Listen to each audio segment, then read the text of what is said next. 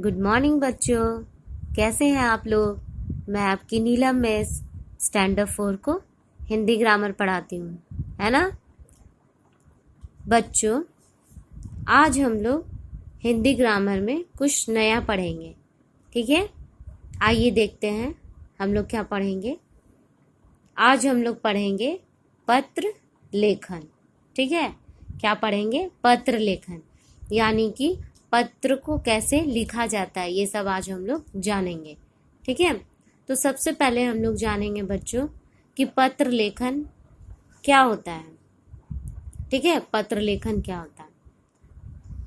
अपने भाव या विचारों को दूसरों तक पहुंचाने का साधन या माध्यम है। पत्र लेखन क्या है बच्चों? अपने भावों या विचारों को दूसरों तक पहुंचाने का साधन या माध्यम है, ठीक है। हमारे मन में जो भाव और विचार आते हैं वो हम लोग पत्र के द्वारा क्या करते हैं? लिखकर दूसरों तक पहुंचाते हैं, ठीक है। ठीक है बच्चों, अब हम लोग आगे बढ़ेंगे। पत्र दो तरह के होते हैं, ठीक है। पत्र कितने तरह के होते हैं? पत्र दो तरह के होते हैं।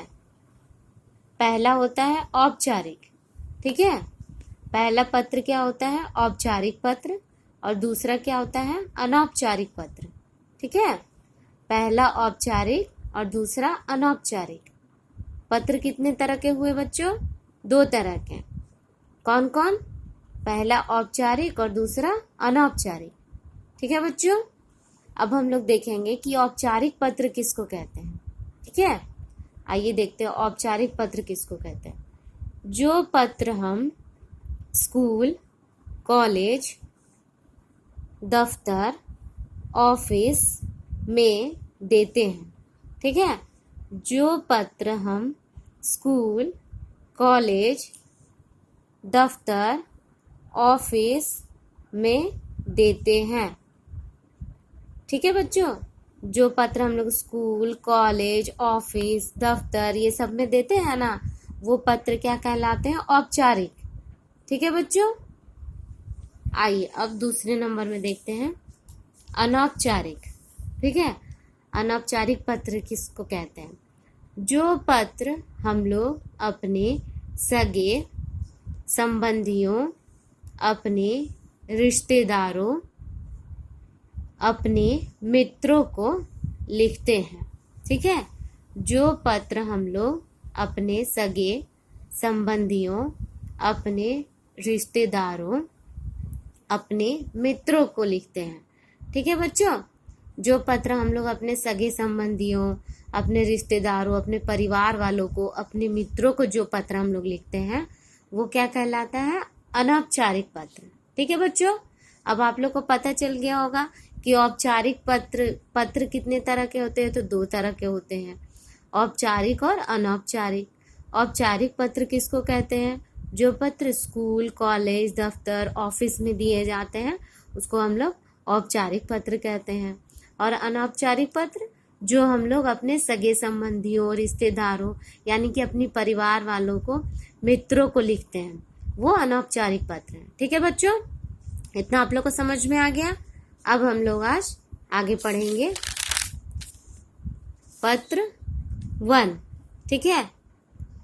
तो पत्र 1 आप लोग लिखिएगा कॉपी में, ग्रामर के कॉपी में। सबसे पहले आप लोग डेट दीजिएगा, ठीक है बच्चों। उसके बाद लिखिएगा पत्र 1, ठीक है, पत्र 1। फिर हेडिंग दीजिएगा प्रधानाचार्य को अवकाश के लिए प्रार्थना पत्र, ठीक है। प्रधानाचार्य को अवकाश के लिए प्रार्थना पत्र। अवकाश मतलब क्या होता है? छुट्टी, ठीक है।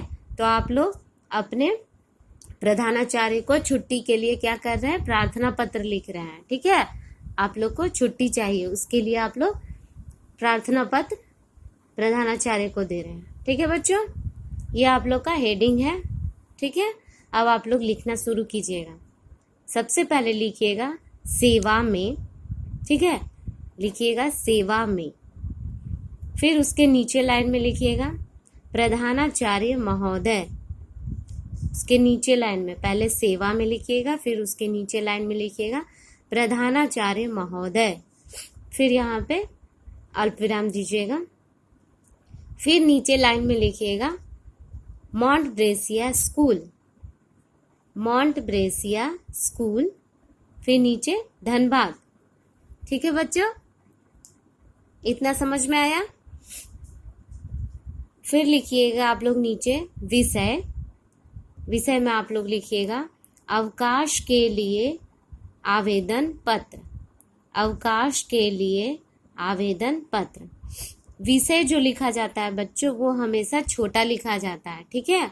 विषय को हम लोग बड़ा करके नहीं लिख सकते हैं, ठीक है। इतना लिख लिए। अब हम लोग आगे बढ़ेंगे।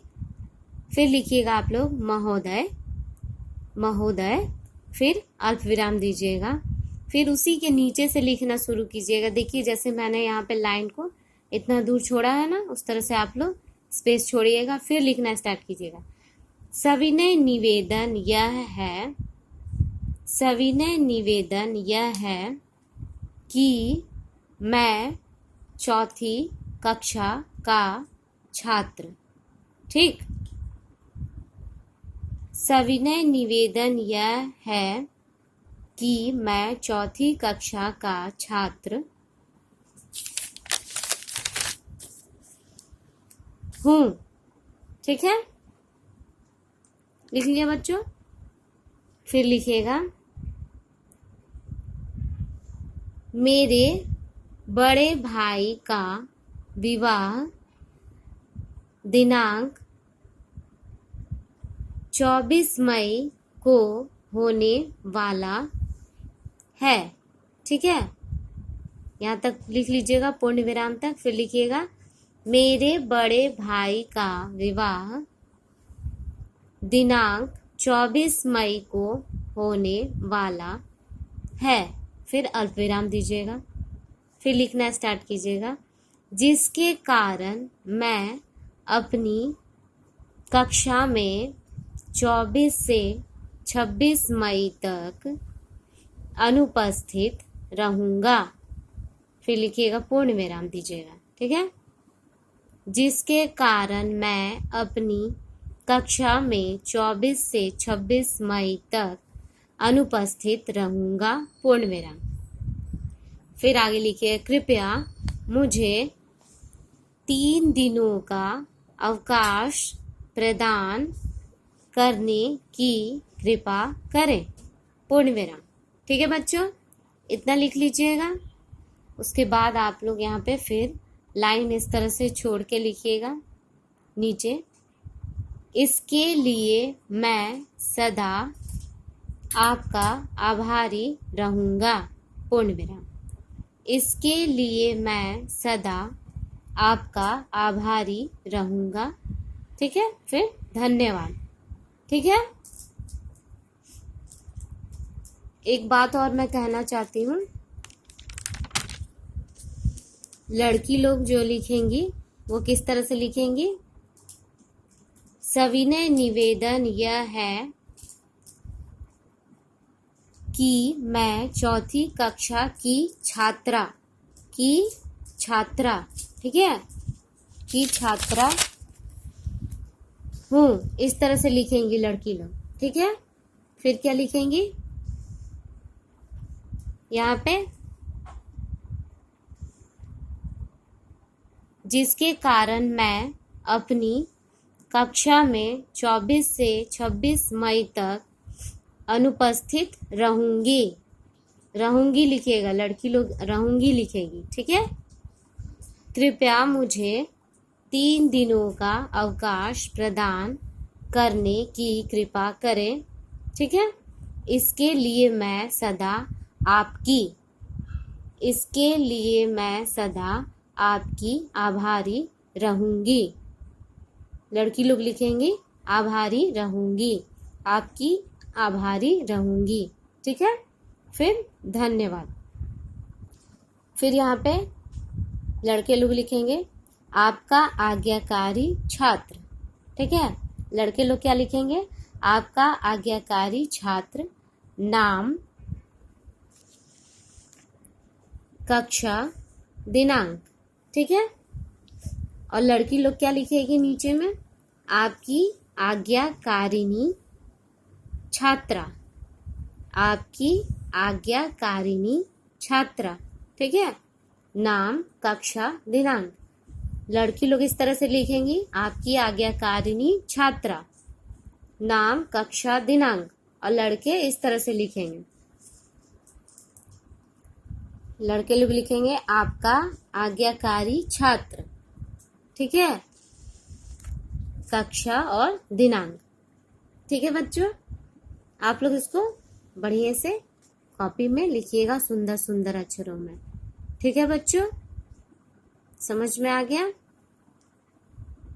और आप लोग का होमवर्क क्या रहेगा? आप लोग का होमवर्क रहेगा इस पत्र को आप लोग बढ़िया से लर्न कीजिएगा। ठीक है।